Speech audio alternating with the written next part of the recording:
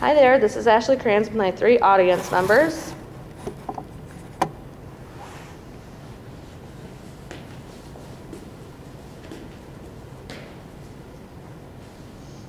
This single event is by far the worst event that has happened in our lives, states Larry Shaw. This is Larry's reply to the Florida Times-Union, a local newspaper, when he is questioned about how he feels following the loss of his 14-year-old son in a motor vehicle accident. According to the local sheriff's office, both alcohol and speed were involved in this deadly crash. According to the Centers for Disease Control, teens drive following alcohol consumption about 2.4 million times a month. Teens, that many teens drive after drinking in a single month. And this statistic doesn't even account for the adults who drive drunk in a month. Just for 1 minute, imagine the total number of people driving drunk in a month, the number of people out on the same road as you are that are driving after drinking, the number of parents lying their kids to rest because they got into a car after drinking. Still think it's just drinking and driving? License revocation for 1 year following a DUI should be mandatory because 1, license revocation is proven to be effective, 2, license revocation will decrease alcohol-related deaths, and 3, license revocation reinforces the severity of crime. It has been a customary law for decades now to revoke the privilege of driving for traffic offenses. Let's explore the effect that license revocation has on drivers who are convicted of driving under the influence. So first, license revocation is proven to be effective. According to an article published in the Annual Review of Public Health in 1988, the most effective ways to prevent incidences of deaths related to drinking and driving were explored. Among other highly effective methods, their study found that there was a 5% decrease in the number of deaths in traffic accidents following the passage of mandatory license revocation laws. Another study mentioned in this article actually stated that there was a 9% decrease in these deaths. Some may say that this is a relatively small percentage.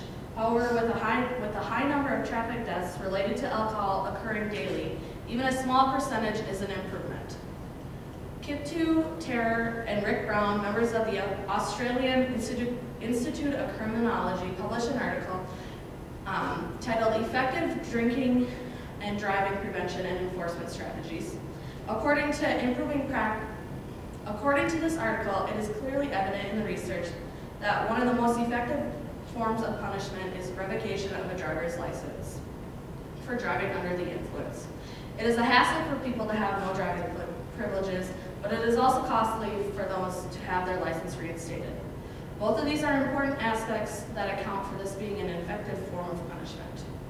Raising the license revocation for a period of 1 year will be most successful in deterring people from driving under the influence because they will have to deal with the consequences of their actions for a longer period of time. So to review, the revoking of a driver's license for traffic offenses such as driving under the influence of alcohol has long been proven to be effective punishment. Not only is this effective punishment, but license revocation will also be effective in decreasing alcohol-related deaths. So second, license revocation will decrease alcohol-related deaths, which is my second main point. An article published in the American Journal of Public Health found a substantial decrease in the number of alcohol-related fatal crashes over a period of 2 years following new law implementation. These laws implemented laws that had consequences for driving with a blood alcohol content of 0.5, whereas most places it's a blood alcohol content of 0.8 or lower. They found that there was a 52% decrease in the number of alcohol-related fatal crashes following these laws. It also included that a mandatory consequence was license revocation. The article's authors concluded that with stricter laws surrounding the issue of drinking and driving, there will be a decrease in the number of alcohol-related deaths. The CDC published a dangerous mix in October of 2012. This article is filled with statistics related to teen drinking and driving.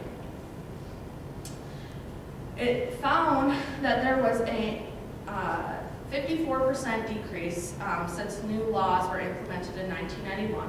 And it's greatly credited to the zero tolerance law and minimum legal drinking age laws. The zero tolerance is a law that has been implemented that means anyone caught drinking any amount of alcohol and driving under the age of 21 will automatically be charged. It is inferred that a major consequence to breaking the zero tolerance law is that a driver's license will be revoked, as this is mandatory in all 50 states. This article also states that since the implementation of that law, there have been a decrease in the number of crashes related to alcohol. We have explored the points that license revocation is proven to be effective and that it will also decrease the number of alcohol-related deaths. But for what other reason is it important? Third, license revocation reinforces the severity of crime, which is my third main point. From personal experience, I have firsthand witnessed the impact that license revocation has on people following a DUI.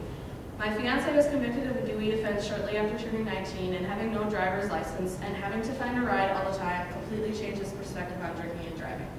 A longer revocation period reinforced that drinking and driving is a crime that should not be taken lightly.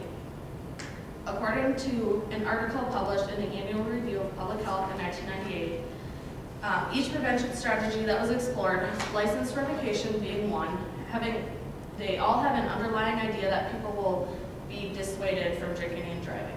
This idea confirms that license revocation will reinforce the severity of drinking and driving. To reiterate, the severity of punishment is reinforced in traffic violation cases by the revoking of a driver's license. This is especially true in cases of driving under the influence of alcohol. License revocation reinforces the severity of crime. So let's review. It's time to take a stand. As the number of population that operate motor vehicles is on the rise, the number of people driving under the influence is also on the rise. Every month, every day, there are one too many deaths that are attributed to alcohol-related crashes. The time for change is now. The time for change starts with you. Take a stand against drinking and driving and get involved. License revocation is proven to be effective. It will decrease alcohol-related deaths and it reinforces the severity of crime. Help make license revocation mandatory for 1 year following DUI. Thank you.